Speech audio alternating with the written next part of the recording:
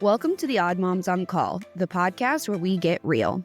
Real moms, real talk, real impact. Join our diverse panel of moms from across the U.S. and Canada as we unpack the messy realities of raising kids in today's world. We're diving deep into how politics, policies, and culture shape our lives. And most importantly, we talk to our kids about it all. Get ready for honest, unfiltered, insightful, and sometimes odd revelations as we make sense of the world, one conversation at a time. Oh, hey, you're back with Odd Moms, and we've got a lot of fresh faces, which is really exciting. I'm Chelsea. I'm back. I'm the stay-at-home mom of two littles, and I host Quiet Connection Postpartum Mental Health. Hey, I'm Courtney. I am a mom of two, and I am at Beyond PPD on Instagram. Hi, I'm Shari. I have three little girls, and my husband and I host a podcast called Simply Midori. Hi, I'm Lindsay. I'm a mom of one and an artist, and you can find me at lindsay.makestuff on Instagram. Hey everyone, I'm Jess. I'm a mom of two. I'm a clinical psychologist, a host of Psych Talk podcast, and on social media at Jessica Lee, PhD. So today we are going to talk about, it's kind of relevant as today is International Women's Day. We are going to talk about perinatal mental health and maternal mental health, maternal health care, and the people in this chat are very well versed in both of those areas. So I'm really excited. I don't even know where to start. So two of us in this space are Blue Dot ambassadors. If you have not checked out the Blue Dot project, Lindsay and I are both Blue Dot ambassadors through Postpartum Support International.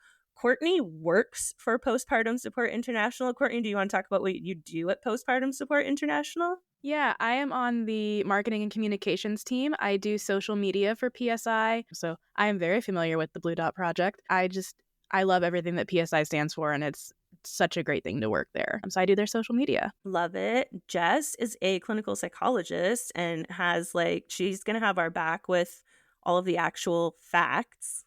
Also, if you have not checked out Jess's social media, I mean, everyone in this group, you need to check out their social media because duh. But Jess drops knowledge like bombs. Like, you will see me sharing Jess's. Okay, so now you know that I mostly am running the Odd Moms Instagram right now, but Jess's stuff is fire and I'm sharing it all the time. So please follow Jess, follow Lindsay, follow Midori, follow Courtney. You can follow me if you want to. But yeah, so we've got a really good group. Midori, I think everyone but Jess was on Quiet Connection. I was on Jess's podcast, but we've all got perinatal mental health stories and lived experience. So, I mean, quick facts, 1 in 5 birthing people experience a perinatal mood and anxiety disorder. I'm curious what you guys are seeing. There have been a lot of things going around. People are saying now 1 in 7, and I'm going and correcting that, but then I'm like, should I be? Am I missing something? I don't know. Jess, you're nodding. I want to know what your knowledge is. So I've seen 1 in 7 with regard to postpartum depression specifically, but the 1 in 5 number is typically what I have seen looking across perinatal mood and anxiety disorders. Didn't mean to talk over you, Jess. No, absolutely. We typically do 1 in 5 as well at PSI for all of our stats. And I know if you know Bertie Meyer, she does a lot of the trainings. She used to be the president of PSI at one point. She usually says in trainings and when she's giving talks, she says 1 in 5 to 7. So that kind of encompasses that whole number. But typically we do the 1 in 5. Okay, yeah, because that was confusing me. I was like, wait a second. I'm pretty sure I know it's 1 in 5. But yeah, 1 in 5 birthing people. It also affects partners, non-birthing partners. That statistic is about 1 in 10. And they can experience any of the perinatal mood and anxiety disorders. I feel like I want to leave it to the professionals. You want to give us a rundown, Jess, of what a PMAD is and I don't know, that kind of thing? Sure. I'm happy to do that. So PMAD, perinatal mood and anxiety disorders. And, a lot of times people think of depression. And a lot of times people talk about postpartum depression, but perinatal mood and anxiety disorders can happen anytime during pregnancy and postpartum. But we have, perinatal depression, perinatal anxiety disorder, perinatal OCD, perinatal PTSD, there's perinatal bipolar and other mood disorders, and then perinatal postpartum psychosis. And I do want to clarify, since this is my first time on this panel, this is not my area of expertise. I am a clinical psychologist, but I work primarily with kids and teens. But typically when talking about perinatal mood and anxiety disorders to individuals, I talk about the symptoms, signs that you experience are just like any other anxiety, depressive, bipolar, etc. disorder. It just happens during the perinatal period. So symptoms arise during pregnancy or in that postpartum period. Yeah. And I'm, again, because this is on moms and we're talking about current events, like, again, we're seeing a big prevalence of, there's a lot of scare tactics and fear mongering around, especially postpartum psychosis and perinatal psychosis. We're seeing a little bit more of that recently. I'm seeing a little bit more of that recently because there have been cases in the news. And while perinatal psychosis is not as common as the other PMADs, it's also not super rare. It's about 1 in 1,000 births, I believe. But the severity to which you're seeing, like in the media or in the movies or in the, like, people who act on their thoughts, that is a very small percentage of people who experience postpartum psychosis. So with all of those disclaimers out of the way, maybe we kind of talk about, like, in a nutshell, our experiences with PMADs or birth trauma or anything like that. And then we can kind of dive into what the hell all of this is going to look like now that all of the supports that weren't there to begin with are being scaled back even more. Okay, so I experienced postpartum depression with my daughter, and she was born in February of 2020. So I got the double whammy of postpartum depression amidst the COVID-19 pandemic. Actually, the first case in Indiana was discovered at the hospital I delivered at. It was like 3 weeks after she was born, so I wasn't even there. But people were like, oh my God, did you see it's a community? I'm like, I haven't been there in a week, in like 3 weeks. I'm not home. I'm at home now. But I experienced PPD after the birth of my daughter. I think there was also some anxiety and OCD in there as well because I have OCD in general. I had that outside of my perinatal experience. And then I also developed prenatal depression with my son. I ended up with gestational diabetes and some severe pelvic pain, and just nothing was fun. So I ended up with prenatal depression with him. But just my experience was I'm one of the lucky ones. I got help. I was able to talk to my OB at my 6-week appointment with my daughter, which was over the phone because COVID. And I'm still salty about that 5 years later and probably will be for the rest of my life. But because I talk about my mental health and I already had experience with mental health, I was able to be like, yeah, something's not right. Like, something is really wrong here. And so I got help. She coordinated with my primary care practitioner. They're only 2 floors apart. Like, there was no had to do sharing of records because they're in the same hospital system. Immediately got a telehealth appointment for the next day with my PCP. And she was able to be like, yes, you have depression. We're going to put you on an antidepressant. My therapist emailed me like literally the next day and was like, hey, we've got telehealth up and running. You want to do telehealth with me? And I was like, yes, please. Something is bad. And so, I mean, I got help, but I just shared this stat on my Instagram the other day. Perinatal mood and anxiety disorders affect 8,000 people in the US every year. Only 25% of those people are even identified and treated. 25%. That's ridiculous. And so every time I talk about my story, I'm like, I'm lucky and I'm the exception. Like, so many parents just suffer in silence, and it doesn't have to be that way. I'll jump in and agree with you, Courtney. I am lucky also because I did get help, but it did take me quite a while to figure that out. It was probably, I knew something was wrong, probably around I guess that 6-week mark, but I didn't realize that I had experienced birth trauma, and that's really what was kind of hanging on, probably until closer to the maybe 10 or 11 month mark. I gave birth during the pandemic also. It was a little later on. It was September of 2020. So I didn't get some of the benefits. I have a friend that is about to give birth now, and she's talking about how she had a doula kind of come into her life taking parenting classes. And I'm like, oh, what's that like? That wasn't even an option. And I'm so happy for her that she is finding all of these supports. And I hope that, they are sticking around for the future. But I experienced postpartum depression. Mostly for me, anxiety and OCD were at the forefront of that. And then later on was figuring out that the birth trauma that I experienced was really kind of, I guess, at the root of all those things. And for me, it was at that 10 or 11 month mark where I was like, okay, I was able to go on a medication for the anxiety, but it wasn't until that point that I realized it's not enough, that I need to seek therapy as well and really talk about this more. And that was probably the time that I started finding people like the Birth Trauma Mama on Instagram and seeking out other people's stories.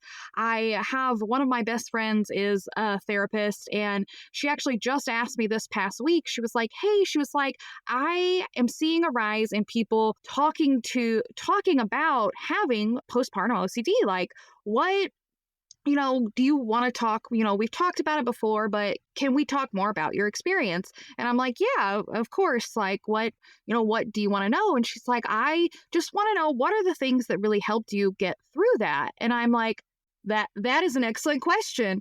I was like, I'm going to have to sit here and really think about that, because at the time, I didn't even know what was happening to me, because I had so little knowledge of what was happening to me. So I was like, I have a very hard time answering this question for you, because when it was happening, I had pretty much zero knowledge of what it was and what was going on. So it wasn't until almost a year later that I sought therapy out myself and other people's stories, and then eventually found the blue dot, that I was able to kind of in retrospect go, okay, these are the things that was going on with me. So honestly, I was like, I don't even know that I could answer your question at this point in time, other than hearing other people's stories is really one of the only things that helped push me through that period. And that's so common too. Like, I mean, I talk all the time about how I was like, I don't have postpartum depression because I'm like, yeah, I'm crying all the time and everything is terrible. And I have these horrible thoughts that I'm a terrible mom and this was a mistake, but it's not postpartum depression because I don't want to hurt myself. Ta-da!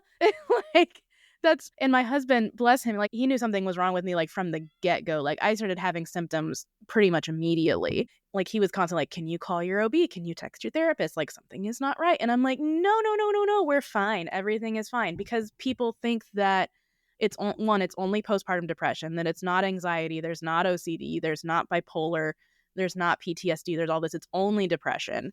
And then they think that postpartum depression is crying all the time and wanting to hurt yourself or your baby. And those are two possible symptoms, but there's also the guilt and shame. There's also the, feeling that you've got the eating and sleep disturbances, which it's hard for sleep anyway, because no one's sleeping when you have a newborn. But there's all these other symptoms that nobody really talks about.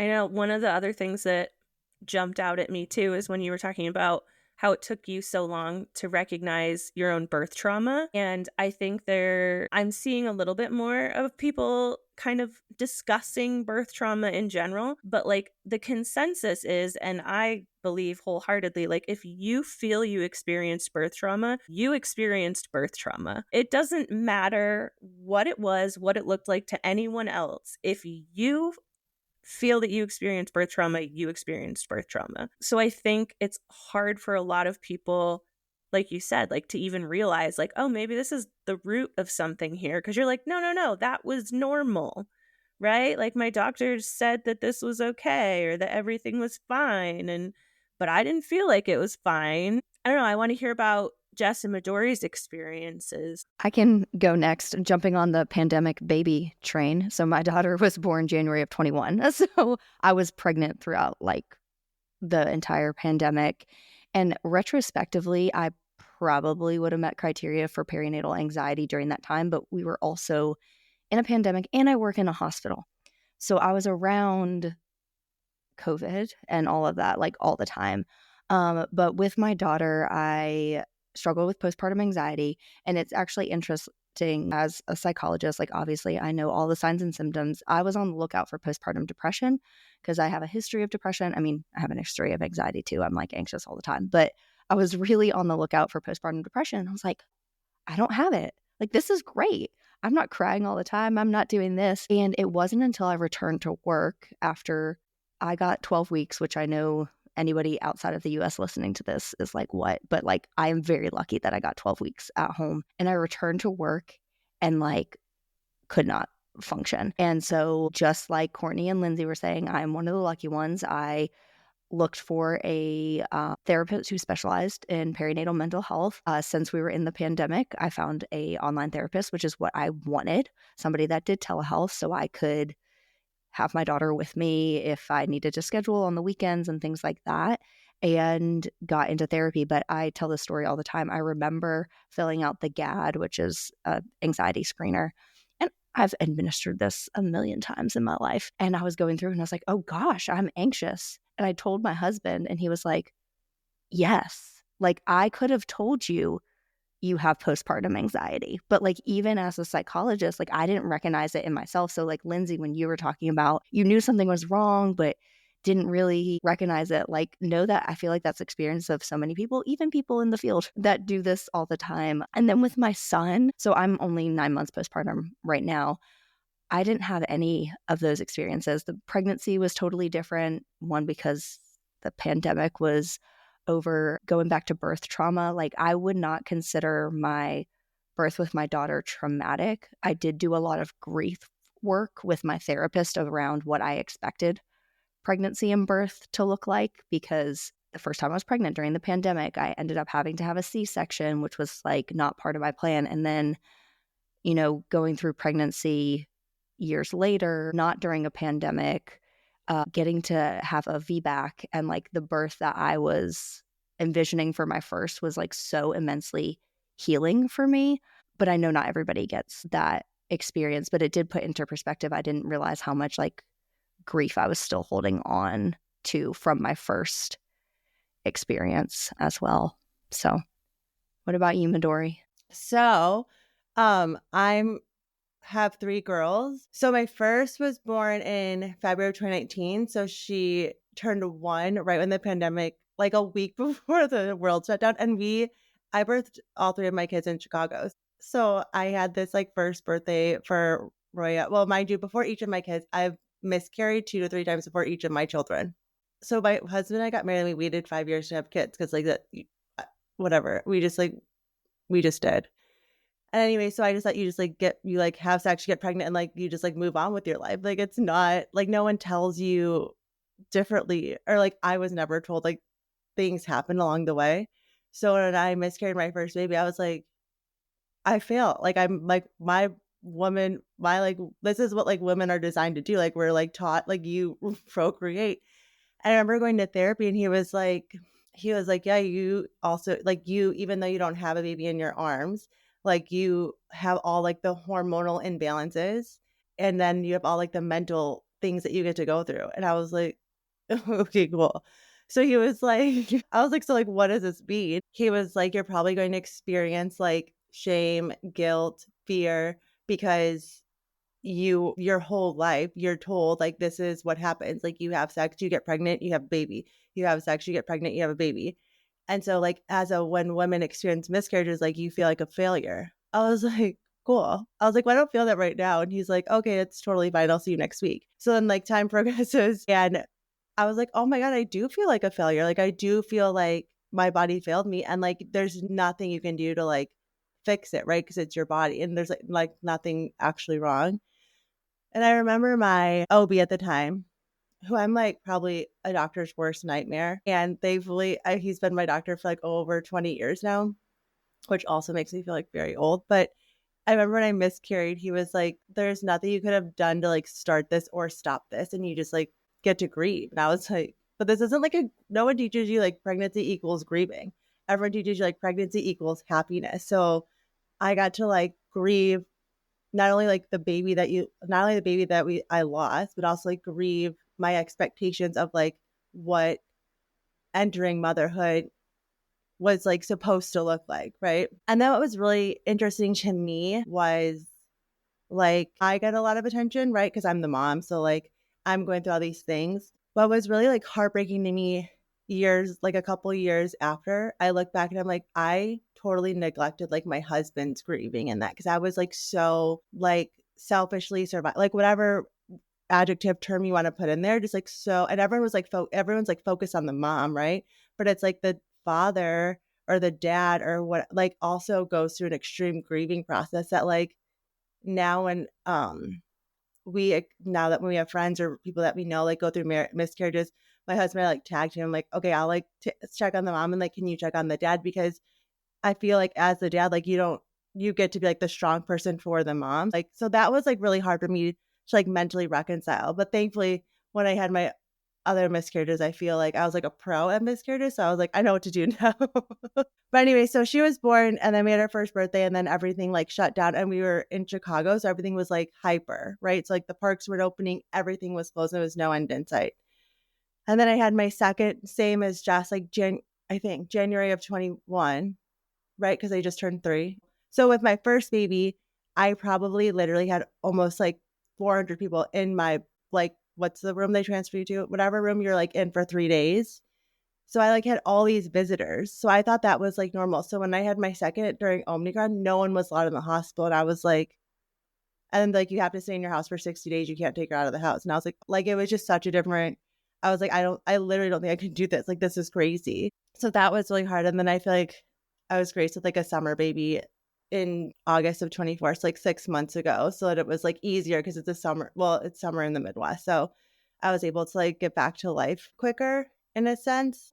But yeah, so I just feel like, but sharing, like knowing that there's other people that miscarry, it's like a way to like work through your thing and like be there for others and like sit with the pain of your pain for healing and their pain while they're like going through it. It's like such a unique space. Like I'm not grateful for my miscarriage, but I'm grateful for like the life experience that I get to have now to like sit with those, because they're like not going to stop, right? Like miscarriages are going to continue to happen. And it's interesting when we talk about trauma, like when you're talking about birth trauma, Chelsea, so my husband's a trauma therapist, and it's so interesting to me when you said if you feel like you had birth trauma, you had birth trauma. It's so interesting to me when you talk to people like, no, I've never had any trauma in my life.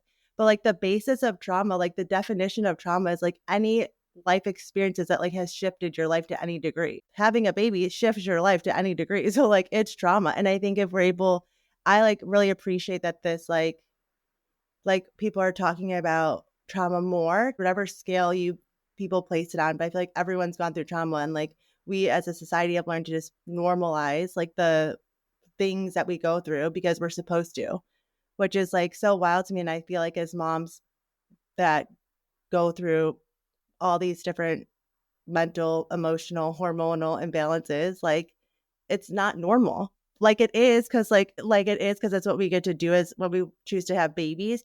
And like it doesn't mean it's normal to like feel and experience these things. So I'm grateful for like other women and people that have gone through things to just be like, yeah, it's not normal and it's okay to like not be okay. And like you're also going to get to the other side of this. Like, and there's a community of people out there that like will sit with you in it. And I think that's like the beautiful piece of anywhere, because wherever you are on like the political spectrum, wherever you're on the religion schedule, wherever you're on any of those polarizing spectrum, I think we can all bond on the fact like it's hard. Motherhood is like hard. So I think that's like the beautiful thing that like we choose to be a part of. Back to you, Kels. Oh my God, no, what you said, and I can't remember if it was Courtney that said it to me.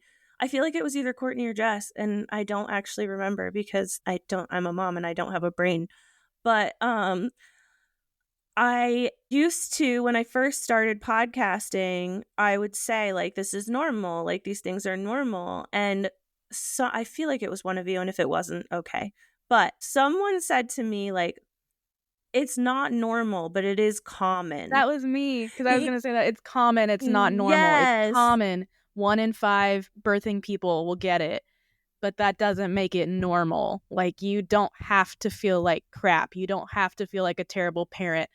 yes, parenthood is hard, but there should be parts that you enjoy. There should be parts that bring you happiness. You should not be anxious or depressed or traumatized by all of it. Like, none of that makes it normal. Yeah, exactly. And I shifted my wording around it completely on my podcast, because my podcast is all perinatal mental health. And that's like one of my favorite things too, is when I can learn. I don't know, I just like learning and evolving. And when you said it to me, it was like I was like, yeah, like, no shit. Like, no, it's not normal. It's not normal to feel like this, but it's super common. And just like Midori said, like, there is a whole community of people experiencing this.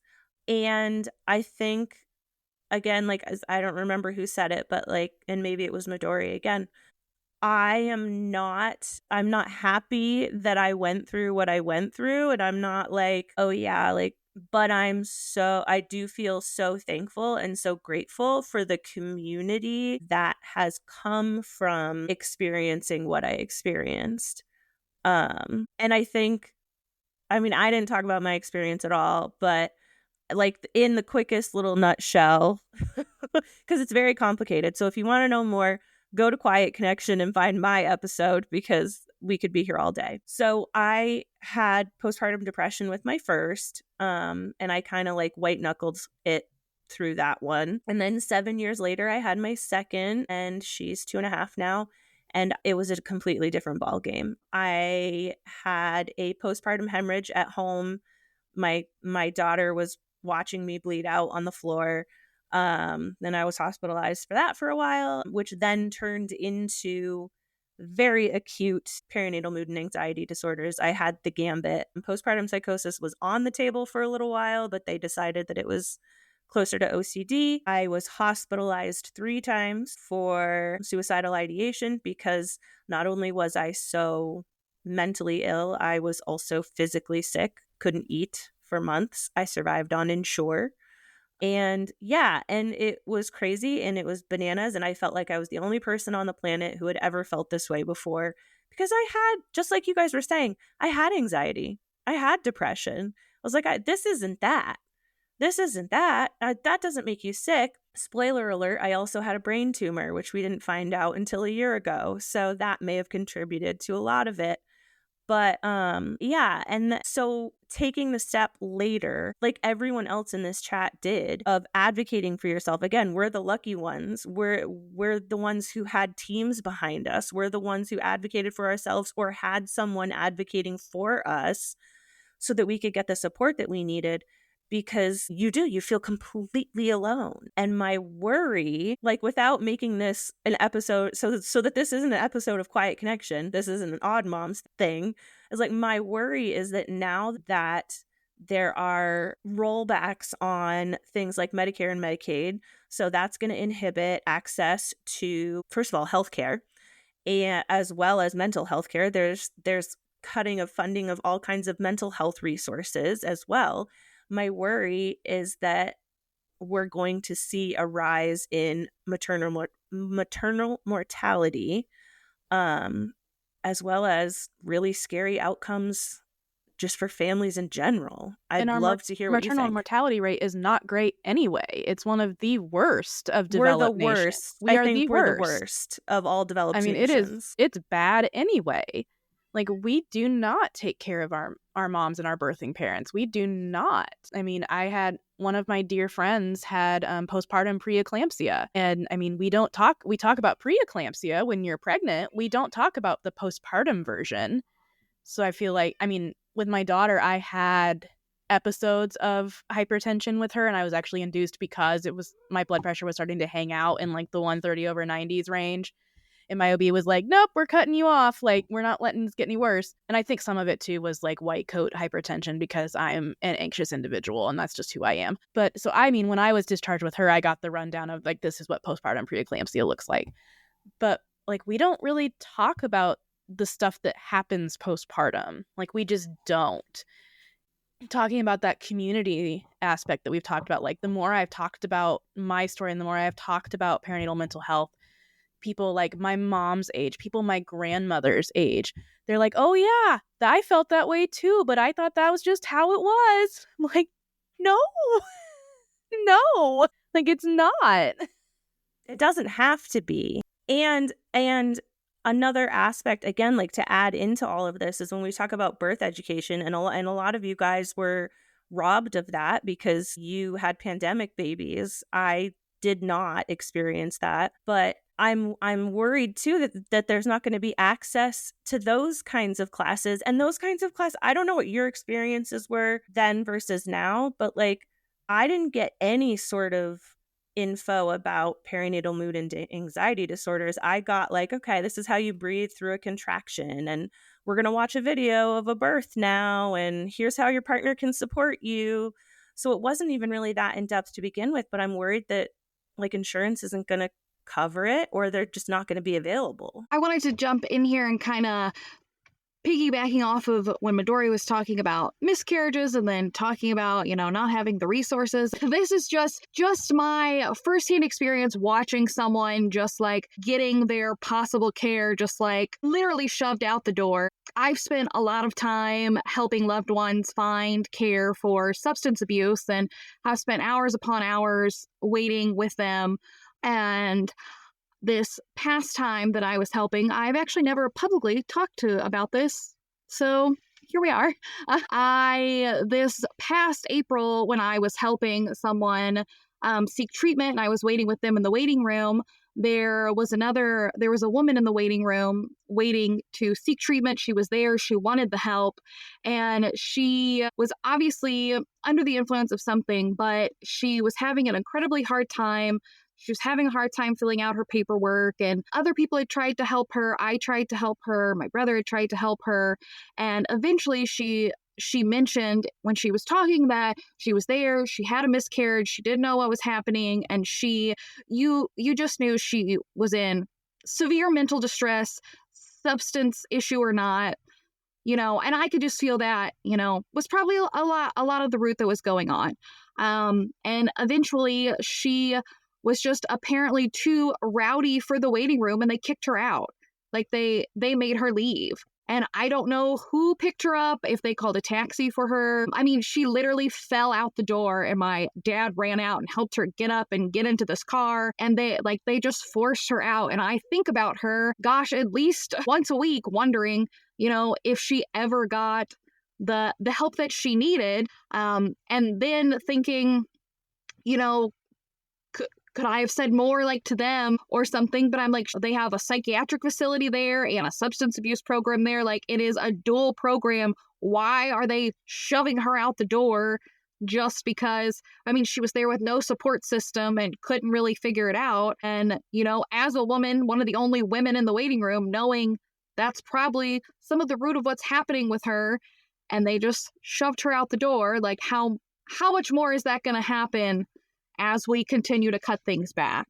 So she's just someone that I think about, especially when we're recording this podcast and sharing our stories, and as a lot of us have said, we're the lucky ones who had support and support teams. I was just kind of one of the people firsthand that I saw who, had no support, and seeing how unlucky, and unfortunately, I really hope that she got to find that support and is hopefully doing okay right now. Yeah. No, thank you for sharing that. And I know it's not your story to share, but it was a real life experience that you witnessed. And I don't know exactly when that was, and probably not appropriate to put a time stamp on that. But I think it also speaks to how, like, even the current state of where we are before any rollbacks and things. And I can speak to this as a mental health professional. Like I say all the time, therapy is a privilege. Like in our country, in the United States, therapy is a privilege. It's not accessible. And I know, Chelsea, you had mentioned like rollbacks for Medicaid, Medicare. And, I live in South Carolina. Our South Carolina Medicaid does not do well for mental health. And most therapists in the area do not take it because reimbursement rates, and I know people hate talking about this, but reimbursement rates from Medicaid, at least our state Medicaid, are so low that the people that are supposed to be helping people struggling can't afford to be paneled with them, because I mean, this was years ago. I work for a hospital system, so obviously I'm paneled with it. But we were looking at the reimbursement rates, and it was like $15 for an hour of therapy. And like, that's not sustainable for somebody, to live off of. And then, Chelsea, I know you and I talked about this on your episode on my podcast of just like, then even if you do have, professionals in the field who are knowledgeable in perinatal mental health, if you need a higher level of care that specifically understands perinatal mood and anxiety disorders don't really exist. I think there's two in the United States. And, then we could talk all day about even like when mental health practitioners are going through school and getting training, like we don't learn about treatment of perinatal mood and anxiety disorders. That is all extra training, certifications through PSI, who Courtney works for, and things like that. And so the pool of even getting mental health care, and not to say that somebody who is not perinatal mood and anxiety disorder trained can't help, but they could also harm if they don't understand. Something that I know has come up a couple times when we were talking about like, perinatal OCD. I have heard so much that like people get misdiagnosed with like just perinatal anxiety, or Chelsea, like you said, perinatal psychosis, because people don't understand. Even mental health professionals don't understand what to look for specifically in individuals who are pregnant or newly postpartum. Because yes, some anxiety is typical. I hate the word normal. I will die on that hill. Some anxiety is typical. Like we want to keep our babies safe. Some low mood is typical because of the hormonal shifts. But a lot of times it's just brushed off as like, this is normal, quote unquote. And then when it's not, the care's not even there. And I love that you all keep bringing up community, because I think that, not to undermine medication or therapy, but like community is so immensely important when it comes to recovering from perinatal mood and anxiety disorders. Community within your family system, or, local community online, community of sharing stories, all of those things, to recognize what you all have already said, that we are not alone in how we're feeling. I'm really worried with you just noting like even finding community online. So like that's like my whole thing, right? Like as outside of Odd Moms, like Quiet Connection is about creating community, and it's all through social media. I call all of you guys my pocket friends, like from all over the world, because literally I can take out my phone and I can connect with any of you. My worry right now, and what I'm seeing, is because Meta dominates the social media platforms right now, not my support group, but my business page for my podcast is being censored, and my posts are not being shared, or they're being covered with a sensitive filter. And the posts are affirmations, or introducing my next guest, or saying, hey mom, don't forget to heat up the coffee you made this morning and forgot about. And I think because I will hashtag it with like perinatal mental health or mental health matters, it's not a person flagging my comment. I'm getting the notification that Meta has automatically flagged my content, that it's dangerous. It's saying because it's dangerous, or because it is sexually explicit, which none of my content is sexual in any way. But so I'm really worried about that community and having access to that community if things are going to be continued to be censored in the way that they are, because it's so important. It's so important. Are you guys noticing the same thing? Especially Courtney, like you are perinatal, like all of your content is that way. Are you noticing any censorship? I haven't seen anything directly, like I haven't gotten notifications directly like you have. I do notice that some of my stuff isn't getting as much reach as it used to. And I wanted to say that it just kind of plays into the stigma around mental health in general, and especially around perinatal mental health, because this is supposed to be the happiest time of your life. Like babies are rainbows and butterflies, and nobody talks about how you don't sleep and everything is terrible. I mean, it's not terrible, but I mean, those first weeks are rough. And but you're supposed to be happy. And when that doesn't happen, we talked a little bit about grief, and I also went through the grieving process of this is not what I thought my postpartum experience would look like. This is not what I thought motherhood would look like, all of these things. So I also went through that grieving process as well. And I mean, there's talk about, mental health medications being taken away and all of that, and how SSRIs are dangerous, and they're not. Like, my SSRI makes me. Like, it takes away all the crap, because I like to take walks outside. I like to get fresh air. I like to journal. I like to, take a long bath. I keep orange essential oil in my purse because it smells good and it makes me happy. But that doesn't change like the literal chemical imbalance in my brain that makes me anxious and that makes me obsessive. And so I take my SSRI to balance that and make me. Like, my SSRI makes me a better person. It makes me a better mom. It makes me again. And so to hear that misinformation, like, that is so harmful. And I worry that, I've had people reach out to me and they're like, I don't want to take medication. And like, I get that. I understand. But if you have a headache, you take ibuprofen and you don't feel bad about it. If you have high blood pressure, you take medication to lower your blood pressure and you don't feel bad about it. So why do we feel bad about taking medication for our mental health? And I've accepted, because I've had mental health concerns my entire life. I've lived with what I thought was general anxiety, but I now realize, and my therapist and I now realize, is OCD. I've lived with that my entire life. Hey, actually, no, it's not normal to wake up in the dead of night and be like, did I lock the door? And have to go down and check because I don't trust myself that I locked the door. And if I leave the door open, someone's going to break into my house and hurt my children. Not normal. And so they're like, I've accepted I will probably be on medication the rest of my life. And I'm fine with that. Doesn't bother me. But I just worry that, people are like, the fresh air didn't make me feel better, and the essential oils didn't make me feel better. And with therapy, like you said, Jess, therapy is a privilege. My therapist does not take insurance at all. And I am lucky and privileged that we can pay out of pocket for my therapy sessions every week.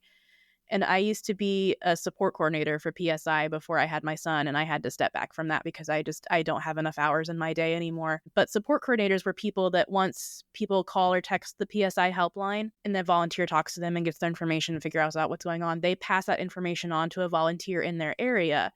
And the volunteer coordinator reaches out and says, hey, I'm in your area. What do you need help with? Are you looking for a support group? Are you looking for a therapist? Are you looking for, what do you need help with? Because when you have a baby, you're barely surviving anyway. You don't have time to look up and see, does this therapist meet, is she available? Do they take my insurance? Do they this? So the support coordinator does that for you and finds at least 3 resources for you to reach out to and that sort of thing. And I live in Indiana. I live in a suburb just north of Indianapolis. And when I was a support coordinator, and I would get people from rural southern Indiana or rural northern Indiana and between Lafayette and South Bend, Fort Wayne, there's nothing, absolutely nothing in those areas. And it would break my heart, because especially these moms that wanted to be seen in person, I'm like, yeah, you're in the middle of nowhere. There's somebody in Bloomington that can see you, but that's an hour each way for you, and you have a brand new baby.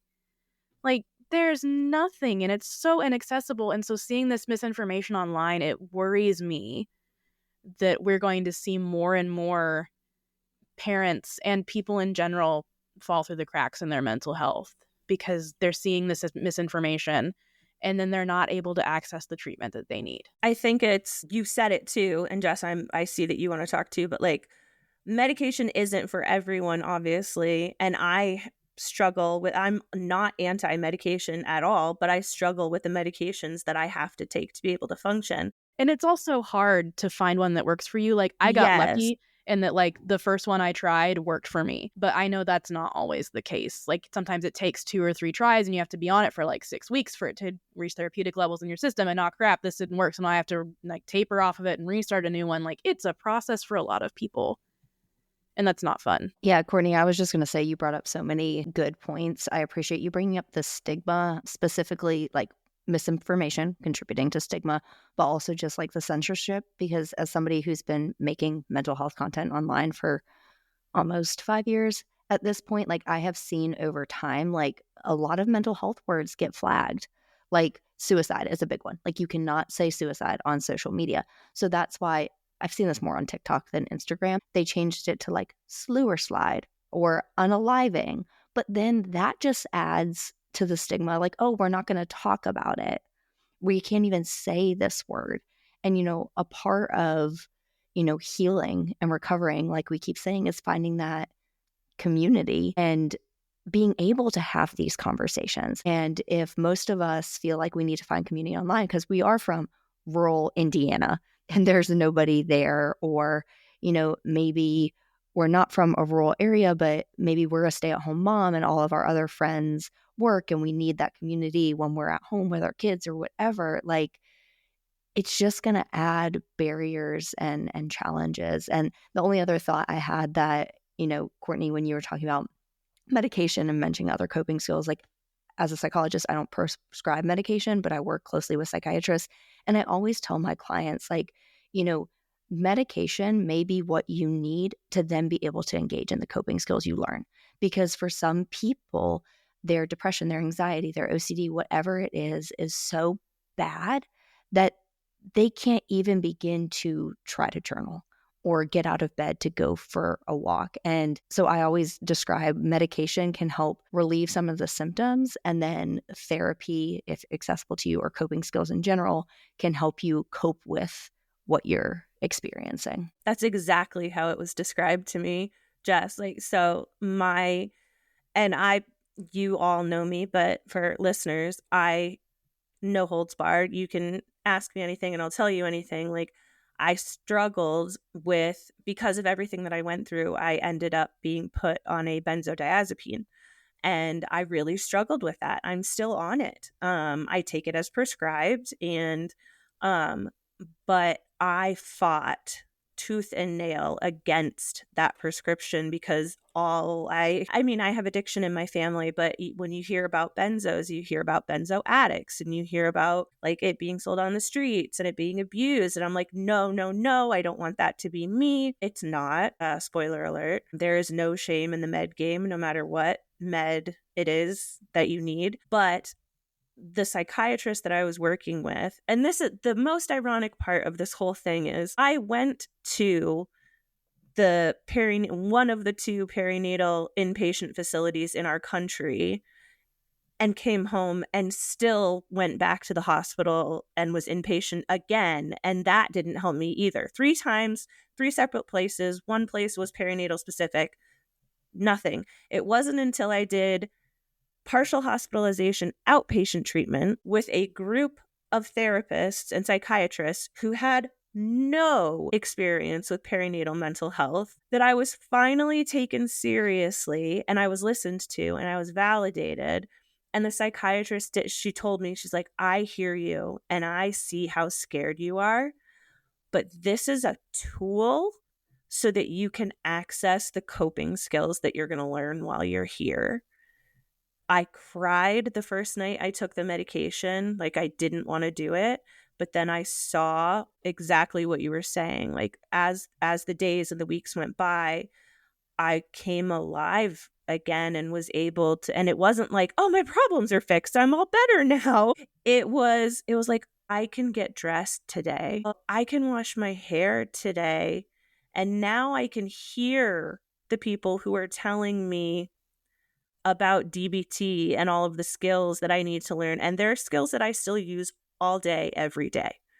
Like, let's not mess around. Like, I'm using these skills every day. But yeah, no shame in the med game. Also, no shame in that if that's not what you want to do, but you are worthy of help. And finding help is, I just keep thinking about Lindsay, like your experience, what you were saying about that woman who was literally in a mental health facility and they were like, nope, bye-bye. So I think, because we're getting to that point again, moms, where we always record when our kids are either napping or very briefly occupied with something. I think like if we can, like, let's wrap up on our thoughts or our hopes of ways that we can kind of continue this communication in this community. I don't have a great answer, but with the censorship that's going on, we need to find, like, you need to build right now. Like, I'm telling you, you listening, you need to find some pocket friends or some real life friends. Yeah, Midori. Yeah, I would say, or both. We probably haven't experienced like the censorship that you are referring to, so I don't have anything, like, I have no value to add. But I agree, like getting some pocket friends and real life friends and just creating, like authentic connections. And I think, yeah, like the vulnerability piece is also like super huge. I think that there's a stigma around like the whole, like, I can't be vulnerable because I have to have it all together or whatever, is what really blocks like authentic relationships or friendships or whatever the word you want to use is. But I do think they're super valuable. Like I think about when, so like I don't even know when, but a long time ago, I had, before I got married or whatever, I had an abortion. But I was like, that was even like crazy to like go through, right? Like I had, like family and friends who are like, you just, it's never, I mean, it was never something I had planned to go through. I don't think anyone ever like plans to go through that. Maybe they do. But, so it's like, but I look back and I'm like, but I had like family and I had friends, but I couldn't imagine being the teenager who walks up to that place. And I am a Christian, walking up to the place with picket Christians are like, and I'm like, that's wild. Like, this is wild. And it just is like crazy. But I think if all the access to things that help, like on the other side of that, like once you have an abortion, it's done, right? It's like, how do you help that person or how do you help that individual live their life again? So then before I had my third child, I miscarried and then I was like, well, I didn't want another D&C. So I just waited for a month. Nothing happened. So then I got the abortion pill, and my doctor, who I've told you, he's been my doctor for decades. He was like, you'll take it. It'll be like a period. You'll be totally fine. And call me if you need anything. And I was like, okay. So I literally was working from home and I like took it midday and I was like, perfect. Like 2 hours later, and mind you, my mom's a nurse and she lives with us. 2 hours later, I was like, something's happening. And I was like, I literally lost 8 pounds in 12 hours of like liquid. And I remember calling my friend who's also a nurse being like, I don't think I'm going to make it. Like, I think this is the end. And I was like, is this normal? And she was like, no, you should call your doctor. So like I had access to like nurses, doctors. Like I literally texted my doctor. I was like, you need to call me. Like, I literally think I'm dying because this is not the experience. But it was so crazy to me. And him and I have these like conversations. I'm like, this is crazy. You literally had me come into your office. You gave me this pill, told me it's going to be like a period, and you like sent me home. I was like, with nothing. Like, it's just like the life that I get to live. I have access to you. I have access to my mom. I have access to friends, family. Like I'm surrounded by community, but like you're just giving this pill out to like a teenager and then not supporting her. Like I genuinely looked at my husband. Like I was on my toilet. I was like bleeding out. I was throwing up. I looked at him and I was like, bye. Like I was genuinely like, I think this is the end of my life. This is insane. And I went back after all this and I went to him and I was like, you cannot just be giving these out to people. Like you have to equip them with like a person that like has to sit with them, like as available to them the 48 hours that they're on this friggin' thing and then support them afterwards. This is horrible. And he's like, and we literally had like a 2-hour discussion in his office about like how like, but I'm like, I'm okay with the process, but I'm not okay with you're not going to support them. Like we can't just be hanging these out like Tic Tacs. Like this is crazy. This is a future episode. Yeah, this is on our docket. It's like, but it goes back to all like the cutbacks and rollbacks and all these things. It's like, no, we're increasing how readily available these pills are, but we're decreasing the support system that comes behind them. So I'm not against or for the pill. If they're medically, if they I took it, like I get it. And that's fine. But you also need to equally increase like the support that goes behind them. They get to move like in unison, or both of them should be cut. Like if we're going to cut this, then we also need to cut that. Cause that's like, genuinely, I'm like, it still traumatized me thinking about, like, I was like, I'm going to die. A 30 something, like I'm in my mid 30s. Like I'm not like a teenager. We're giving these to teenagers and not giving them support. Like that's more harmful than the actual pill itself, in my opinion. So like the cutbacks are terrifying. And my husband's, like I said, it's a trauma therapist. Like it's just crazy. Like we don't support mental health at all in this country. Well, I don't like hyperbolic comments, but we don't support mental health as we should in this country, because we would be a much healthier, holistic people group if we could just be like, yeah, let's support mental health so everyone can get help. I think that's hyperbolic. And I feel like this is episode 3 now. And we've said it every single time. It's like all of these issues that we're talking about come back to mental health. Physical health, all of it. It all comes back to mental health. I want to give space to anyone else who wants to give like wrapping up thoughts. But like, I don't know, what are you going to do? What are you finding helpful in terms of staying connected and staying supported in this really uncertain and freaking scary time? I think, like you said, just finding those people, whether it's people that you know in real life or it's people that you know through social media, your pocket friends, just finding those people that you can talk to about anything with and know that they are not going to judge you. They are not going to think that something's weird or something wrong with you. Like, validate your experiences, because that validation is such a huge, huge piece.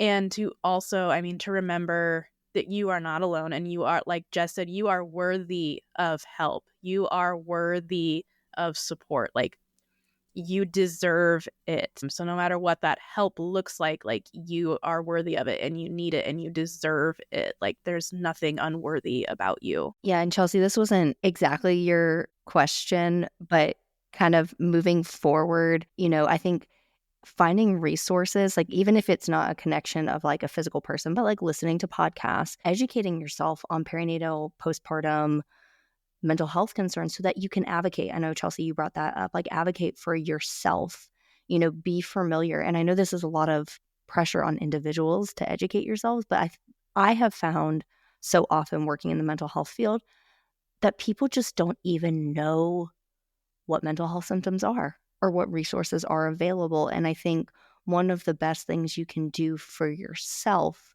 if you're listening to this and, have children and are worried about the uncertainty, like educate yourself, find, ways that you can advocate for yourself in addition to that community piece. I didn't want to just repeat everything everybody's already said because it's been so great, but like community support is so necessary, but so is like knowledge and self-advocacy, speaking up, staying informed. Go ahead, Lindsay. I just wanted to add that also just remembering to give yourself that push to reach out or just say hey to those support people, not just, knowing that you have them and remembering, oh, yes, they're there. I know for me, I can really, cocoon inwards and not want to reach out. But I like to tell myself, if I think about them, I'm going to say something to them. If you cross my mind, I'm just going to say, hey. It's so easy to get bogged down with the new news every single day but if I see something and I have a friend that I think, oh, like instead of just internalizing this, having a conversation with them would be a lot more productive than just being sad about it or sitting at home and going, what are we going to do now? I have a little ritual that I think everyone should do with me and one of my best friends. If we're just thinking about you, but I don't really want to say anything, but I want you to know that I need your support, or I just don't really want to say it, I just text them 3 hearts. And it just is like, hey, I'm thinking about you. I might need you. I don't really want to talk. And then sometimes it's just a way to open up that door. So maybe you can just establish something like that with someone to say, I don't know what to say, but, we need to talk soon. So reach out to your people. I love that. I do the exact same thing. I tell people if I do the heart hands, if I do the 3 heart hands and I send it to you, it means I don't know exactly what to say, but know that that this is me giving you my whole heart. Okay, odd moms, we are at that point again where we've got to wrap up. But to continue on what everyone here has said, reach out, educate yourself, find what works for you. And no joke, if you message Odd Moms on Call or if you email oddmomsoncall@gmail.com, someone's going to respond to you. We want to hear from you. We want you in this community. We want to know what you're going through, and we will talk about it. So, yeah, I don't have any like silly Pop-Tart quotes this time like Courtney did, but yeah, this is another topic I think we will explore more, and stay tuned because in the future we will be talking about reproductive rights and access to abortion and things like that. So if you caught Midori's and you were like, oh, I want to talk about that, we're going to talk about it. Don't worry, we're going to talk about it. You've been on the line with Odd Moms on Call. Because parenting doesn't come with a manual, but at least we've got each other. If you've loved this episode, don't forget to subscribe. Leave us a review and share it with your fellow moms or anyone else who could use a little chaos with their coffee. Got a hot take you'd like to share? Send us a message or shoot us an email at oddmomsoncall@gmail.com. We might just talk about it on the show.